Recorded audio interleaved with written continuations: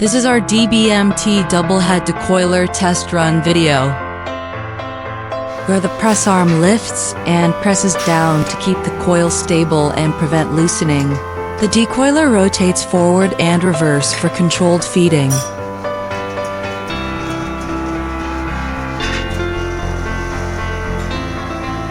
And the mandrel expands and contracts to fit different coil inner diameters.